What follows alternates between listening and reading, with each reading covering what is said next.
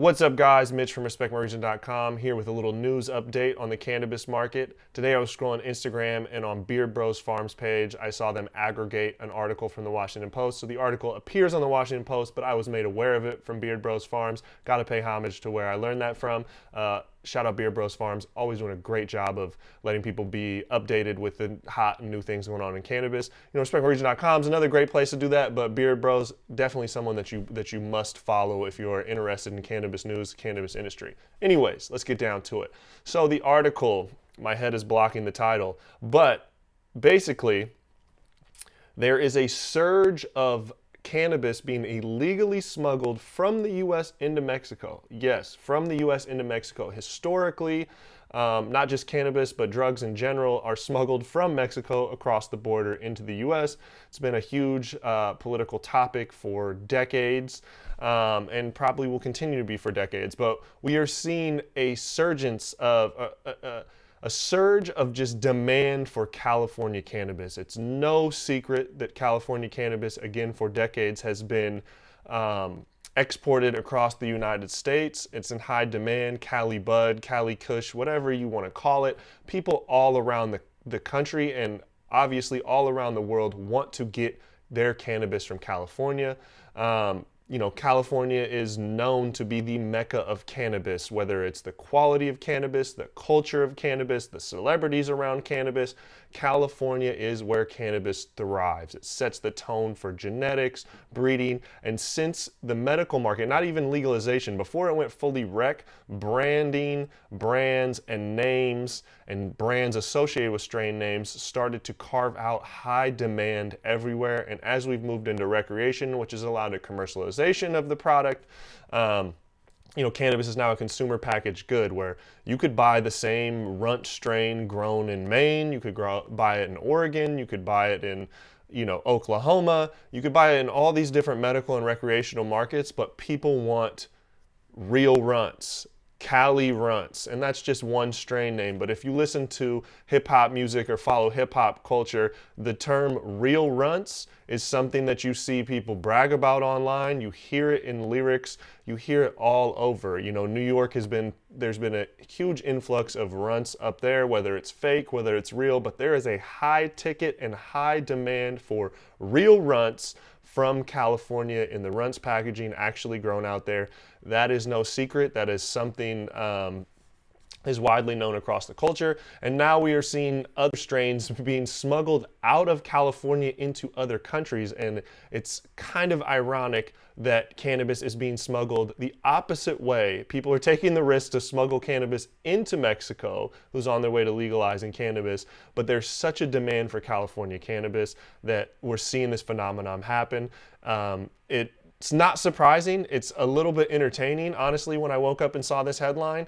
But it's not surprising, and it's something I've been talking about through our platform for a while now, that as federal legalization moves and interstate commerce moves away, there is going to be a high demand for cannabis grown in California.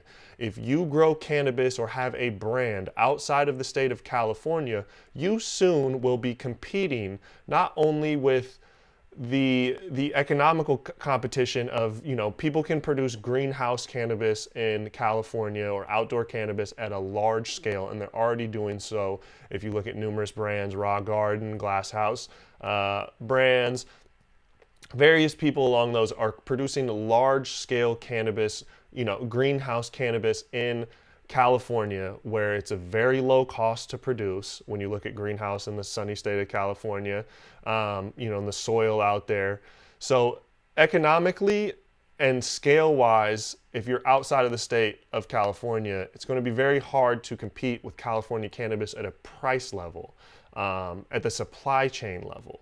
If you're growing, indoor in northern Michigan, where you have crazy utility bills, it's cold a lot of the year, it's costly to produce quality cannabis, as opposed to someone in California who can produce it at a fraction of the cost using the sun and aggregated environment in a greenhouse. It's going to be hard to compete.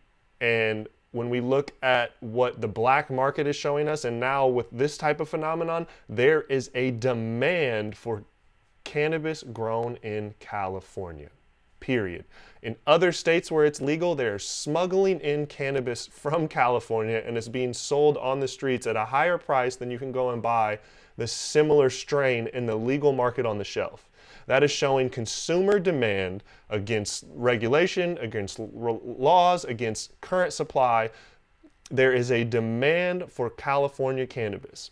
Now, the consumer, a lot of us in the industry it's not a secret that we're tired of talking about consumers buying on THC percentage, why it's stupid, we feel like we're beating our heads against our wall saying THC percentage does not matter, yet the majority of consumers buy their cannabis based on the THC percentage. Now, would you not agree that those same consumers, if given a choice, 2 jars on the shelf and one of them says grown in California, that same consumer is going to reach for 8 or 9 times out of 10 the jar that says grown in California, even if the price is exactly the same? I think and predict, and I've talked to other people that agree, that is going to be something that happens. So it's going to be very difficult for brands outside of the state of California to compete with the supply chain cost of cannabis grown in California and the simple consumer demand for cannabis grown in California. So if you're a brand outside of the state of California, you need to be building up your brand in a craft type model. Know who your customers are, engage with your customers, build brand awareness, build trust. Make sure when interstate commerce is a thing, your customers are going to continue reaching for your product for other reasons than hype buzzwords or these other consumer demand phenomenons. This is crazy news, but it further validates something that I've been speaking about for a while, and others. I'm not like some wicked genius. There's other people speaking about it, but there is the black market showing us the demand for California cannabis. That's only going to increase. And once interstate commerce comes, these large-scale California brands are going to be coming to eat a lot of people's lunch. That's what I have for you today. What are your thoughts on this? Please let us know in the comments below. Would love to talk about this with more people.